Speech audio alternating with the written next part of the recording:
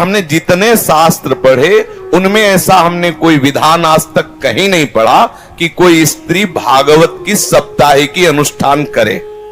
कई कारण हैं जिनके कारण वो अनुष्ठान सम्यक रूप से पूर्ण करने का अधिकार नहीं करती। राधे राधे दोस्तों, स्वागत है आपका एक और धमाकेदार वीडियो पर। दोस्तों, मासिक धर्म को लेकर इस समय सोशल मीडिया पर बहुत ज्यादा शोर हल्ला हो रहा है। मासिक धर्म का सही नियम क्या है और मासिक धर्म में क्या करना चाहिए, क्या नहीं करना चाहिए, मासिक धर्म में नाम जप कर सकते हैं या नहीं, पूजा पाठ कर सकते हैं या नहीं, रसोई में जा सकते हैं या नहीं, जानिए, वीडियो पूरा देखिए तभी जान पाओगे। हमने जितने शास्त्र पढ़े उनमें ऐसा हमने कोई विधान आज तक कहीं नहीं पढ़ा कि कोई स्त्री भागवत की साप्ताहिकी अनुष्ठान करे। कई कारण हैं जिनके कारण वो अनुष्ठान सम्यक रूप से पूर्ण करने का अधिकार नहीं रखती। जैसे अनुष्ठान हुआ और वो मासिक धर्म से युक्त हो जाती है, अब वो अनुष्ठान कैसे पूर्ण करेगी? क्योंकि स्त्री शरीर में रजस्वला धर्म आता है और वो आपने अनुष्ठान लिया, अचानक क्रम बदला और वो हो गया, तो फिर कैसे मंच पर उस भागवत पर हम जाकर के वो लीला कथा का वर्णन करें? इस तरीके के बहाने बना दिए गए। दूसरा, जब आपको बाहर निकलने के लिए कहा जाता है, पहले व्यवस्थाएं वैसी नहीं थी, आज सब कुछ है। चाहे आप पैड्स ले लीजिए, आप और भी कई तरीके की अच्छी चीजें, सब आप नॉर्मली वर्क कर सकते हो। पहले कुछ भी नहीं था, तो पहले क्या करें? तो आपको घर के अंदर ही बंद रहना पड़ता था। आप जिस तरह के कपड़े इस्तेमाल करते थे, तो ऐसे रीजंस थे नहीं करने के। बीच वाले आके काम खराब करते हैं। इतना शुरुआत जिसने की उसने एक अच्छे रीजन से की, बीच वाला आके काम बिगाड़ देता है। उसने बिगाड़ दिया ये बोल के अछूत है, ये है, वो है। भाई 9 महीने एक लड़की जब बच्चा पैदा कर रही होती है वो पीरियड से नहीं होती है, और कहा भी जाता है ना कि बच्चे को खून से सींचा है। 9 महीने उसको पीरियड्स नहीं आ रहे, उस खून का इस्तेमाल तो हो रहा है ना बच्चे को सींचने में। अगर आपको लग रहा है वो खून इम्प्योर है, आप में से जितने हम सब बैठे सब इम्प्योर है, उसी खून से सबको सींचा गया है, इसलिए वो 9 महीने नहीं हुई। बाकी जो लास्ट में बचता है वो नेक्स्ट 40 दिन में निकल जाता है, तो इम्प्योर तो हो ही नहीं सकता। द्रौपदी जी के लिए वो उस रजस्वला अवस्था में थी जब भगवान आए। भगवान ने टच करने से पहले नहीं सोचा कि रजस्वला अवस्था में है। आप और हम कौन होते हैं सोचने वाले, ये मत करो वो मत करो। तो ये बातें बनाई गई। पहले रीजन अलग थे, सेफ्टी पर्पस था, आराम के लिए था, खान पान का पर्पस था। अब ये सब नहीं है। गांव का एक बच्चा जानता है इस बात को कि जब स्त्री का अपना धर्म हो तो विश्राम करे, पूजा, रसोई, अनुष्ठान इनसे दूर रहे, ये विधान है। अब यहां उदाहरण दिया जाएगा कि द्रौपदी जिस समय रजस्वला थी उस समय भगवान समा गए। अरे ओ, क्या स्थिति थी द्रौपदी की उस समय? उसकी साड़ी उतारी जा रही तो भगवान ये सोचेंगे रजस्वला है, तुम्हारी कौन साड़ी उतार रहा है इस टाइम?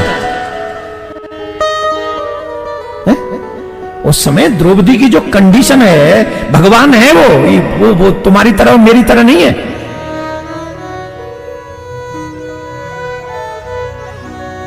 द्रौपदी की रजस्वला स्थिति है, लेकिन विपत्ति उस समय है तो भगवान वहां पहुंच गए। लेकिन द्रौपदी को छोड़ के दोबारा बताओ और कहां गए भगवान फिर इस स्थिति में? बोलो, बताइए हमें, एक उदाहरण दीजिए। एक तो भक्त पे विपत्ति आ गई इसलिए भगवान दौड़े। दूसरा उदाहरण, उसी रक्त से मनुष्य का जन्म होता है, निर्माण होता है। ये प्रकृति का नियम है, मेरा और तुम्हारा नहीं है। जिस प्रकृति ने उस रक्त से मनुष्य का निर्माण किया है, उसी प्रकृति ने ये हमको कहा है, डोंट डू दिस। उसी पुराण, वही धर्म कांड, ये आज्ञा है, स्पेशली आज्ञा है कि आप रसोई में नहीं जा सकते उन दिनों में, आप पूजा में नहीं जा सकते उन दिनों में। आज अगर हम इस व्यासपीठ पर बैठकर गलत विचारों को हम व्यक्त करेंगे तो आने वाली पीढ़ी धर्म से दूर हो जाएगी और धर्म को अधर्म को धर्म समझ के अधर्म करने लग जाएगी। ये हमारी जिम्मेदारी है।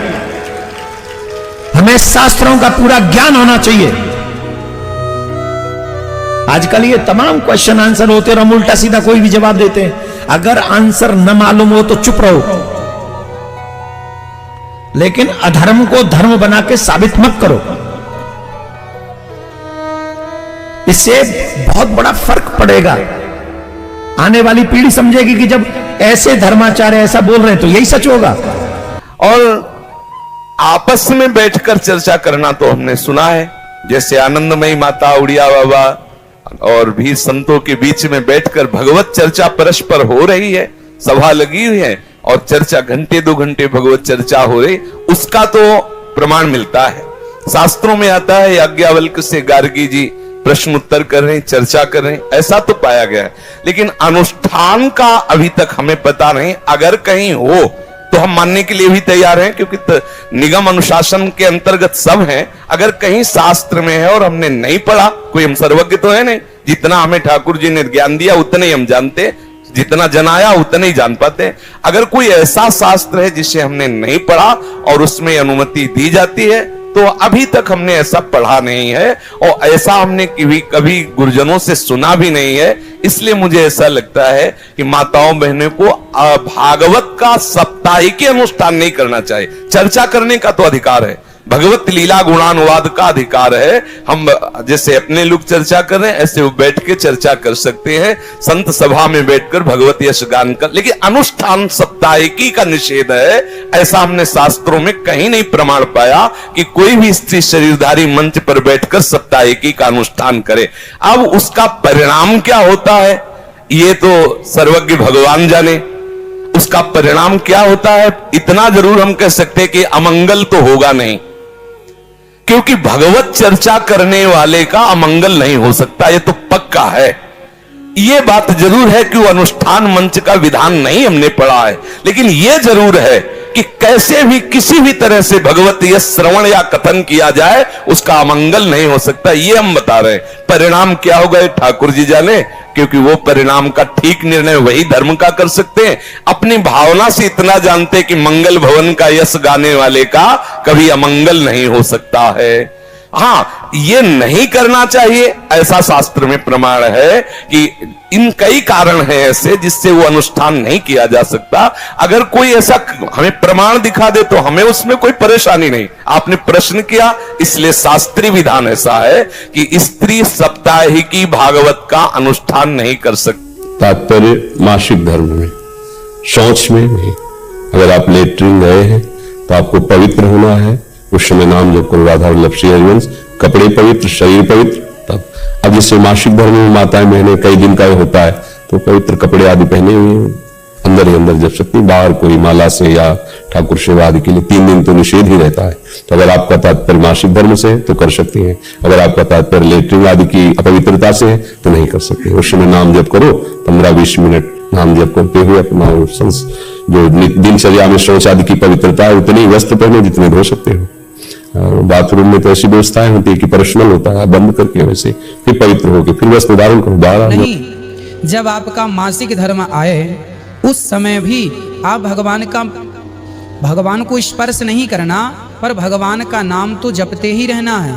नाम निरंतर भाव से जपते रहना, मानसिक पूजा भी कर सकते हैं, इनमें दोष नहीं है। मासिक धर्म का कोई नियम बचा नहीं है।